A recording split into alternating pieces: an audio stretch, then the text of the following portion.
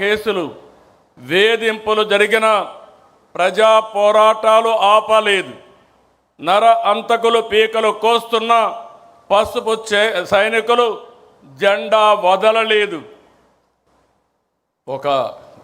ఓసారి చూస్తే చంద్రయ్య మెడ మీద కత్తి పెట్టి వాళ్ళు చెప్పినట్టు చేయకపోతే చంపేస్తామని బెదిరిస్తే జై తెలుగుదేశం, జై చంద్రబాబు అని ప్రాణాలు వదిలిపెట్టిన సంఘటన తెలుగుదేశం పార్టీకి ఒక స్ఫూర్తి. ఒక చంద్రయ్య, ఒక జల్లయ్య, నందం సుబ్బయ్య వంటి వందల మంది కార్యకర్తల బలిదానం వలన మనం ఈ అధికారాన్ని సాధించుకున్నాం. ఎవడు ఎదురొచ్చినా మీసం మెలివేసి నిలబడే ధైర్యం మన కార్యకర్తలది.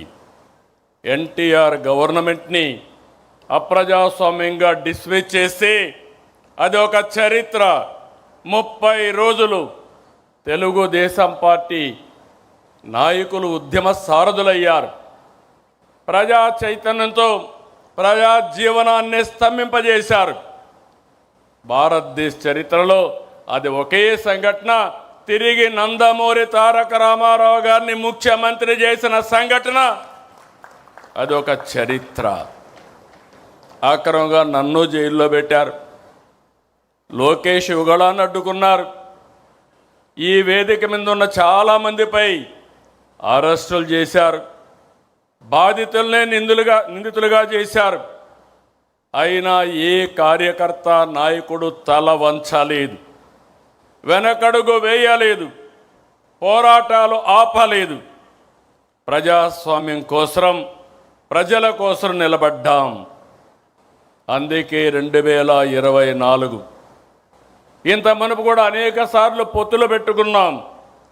కానీ మొన్న ఎన్నికల్లో మీరు చూస్తే మనం అందరం ఆలోచించుకున్న తర్వాత జనసేన పవన్ కళ్యాణ్ గారు ముందుగా వచ్చి వ్యతిరేక ఓటు తీరడానికి వీలు లేదు, కలిసి పనిచేయాలని అనౌన్స్ చేశారు. ఆ తర్వాత బీజేపీ కూడా ముందుకొచ్చి ఈ రాష్ట్ర పునర్నిర్మాణం జరగాలని 3 పార్టీలు కలిసి ఎన్డీఏ ఏర్పడ్డాం. మిత్రపక్షాలతో ఎన్నికలకు వెళ్ళాం. ప్రజలు ఆదరించారు, ఆశీర్వదించారు. పునర్నిర్మాణ బాధ్యత మనకు అప్పజెప్పారు. నేను చాలా ఎన్నికలు చూశాను. అలాంటివన్నీ మీరు చూస్తే 93% స్ట్రైక్ రేట్, 144% సీట్లు, అపోజిషన్కి ప్రతిపక్ష హోదా కూడా ఇవ్వకుండా పూర్తిగా మన మీద నమ్మకం పెట్టుకున్నారంటే ఇది ఒక చరిత్ర. ఆ చరిత్రను కాపాడుకునే బాధ్యత మన పైన ఉంది. ఎన్నికల కంటే ముందే చెప్పాను, గతంలో 3 సార్లు చేసిన అభివృద్ధిని, ఆనాడు ముఖ్యమంత్రిగా చేసిన అభివృద్ధిని ఈ ఒక్క టర్మ్లోనే పూర్తి చేస్తానని చెప్పాను. అందుకే పాలనలో ప్రోగ్రెసివ్గా వెళుతున్నాం. తెలుగుదేశం పార్టీ మూల సిద్ధాంతాలలో మహిళా సాధికారత ఉంది. నాటి నుంచి నేటి వరకు ఆడబిడ్డలకు ఆర్థిక గౌరవం, సామాజిక గౌరవం, రాజకీయ గౌరవం ఇచ్చింది తెలుగుదేశం పార్టీ. ఎన్టీఆర్ హయాంలో మహిళలకు ఆస్తి హక్కు నుంచి నేటి తల్లికి వందనం వరకు అనేక పథకాలు అమలు చేశాం. విద్యా ఉద్యోగాలతో పాటు స్థానిక సంస్థల్లో మహిళలకు రిజర్వేషన్లు పెట్టాం. మళ్ళీ హామీ ఇస్తున్నా, ఈరోజు మహానాడుని మహిళలకు అంకితం చేశాం. చట్టసభల్లో మహిళలకు 33% రిజర్వేషన్లు సాధిస్తాం. కేంద్రంతో కలిసి పనిచేస్తాం. నరేంద్ర మోడీ గారి నాయకత్వంలో తప్పకుండా ఒక చరిత్ర తిరగరాస్తామని మరొక్కసారి ఆడబిడ్డలందరికీ విజ్ఞప్తి చేస్తున్నా. మీ అవసరాలను గుర్తించి ఎన్నికల్లో పథకాలు ప్రకటించాం. అనేక ఆర్థిక ఇబ్బందులు ఉన్నాయి, మీకు ఇచ్చిన మాట నెరవేరుస్తున్నాం. ప్రతి బిడ్డను చదివించుకోవాలని తల్లుల ఆకాంక్షను అర్థం చేసుకుని తల్లికి వందనం కింద ఎంతమంది పిల్లలుంటే అంతమంది పిల్లలకు 15,000 చొప్పున తల్లి అకౌంట్లో వేస్తున్నామని చెప్పి కూడా నేను మీకు తెలియజేస్తున్నా. విద్య, ఉద్యోగం, ఉపాధికి వెళ్ళే ప్రతి ఆడబిడ్డకు చేయూత ఇవ్వాలని, ఆర్థికంగా వెసులుబాటు ఇవ్వాలని స్త్రీ శక్తి తెచ్చాం. నేడు ఉచిత బస్సు ప్రయాణం బిగ్ హిట్. ఎక్కడ పోయినా ఏ బస్సులో చూసినా నా ఆడబిడ్డలే కనపడుస్తున్నారు.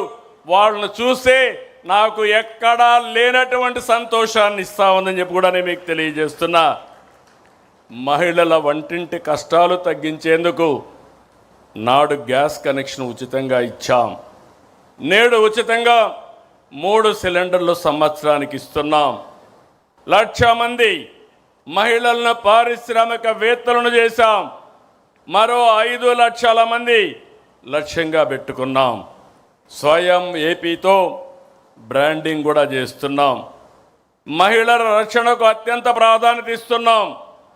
ఆడబిడ్డలపై అకృత్యాలకు పాటుపడితే ఎవరైనా ఆడబిడ్డల జోరుకొస్తే అదే చివరి రోజని నిరూపించాం.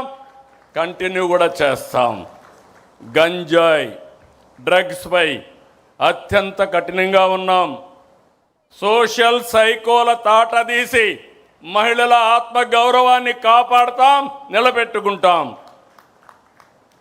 మొన్నటి విజయంలో మహిళలదే కీలక పాత్ర. దానికి గౌరవంగా మరొక్కసారి విజ్ఞప్తి చేస్తున్నా, ఈ మహానాడుని మా ఆడబిడ్డలకు అంకితం చేస్తాం. మహిళా మహానాడుగా ముందుకెళ్తాం. మనం ఏ ఆలోచన చేసినా, ఏ సంస్కరణ తెచ్చినా, ఏ పాలసీ అమలు చేసినా అది యువత కోసమే. ఉమ్మడి రాష్ట్రంలో ఐటీ రంగానికి ప్రాధాన్యత ఇచ్చాం. సాధారణ రైతు బిడ్డ నుంచి కార్మికుడి పిల్లల వరకు ఐటీ రంగంలో అవకాశాలు అందిపుచ్చుకున్నారు. ఒక్క పాలసీతో లక్షల కుటుంబాల్లో వెలుగులు నింపాం.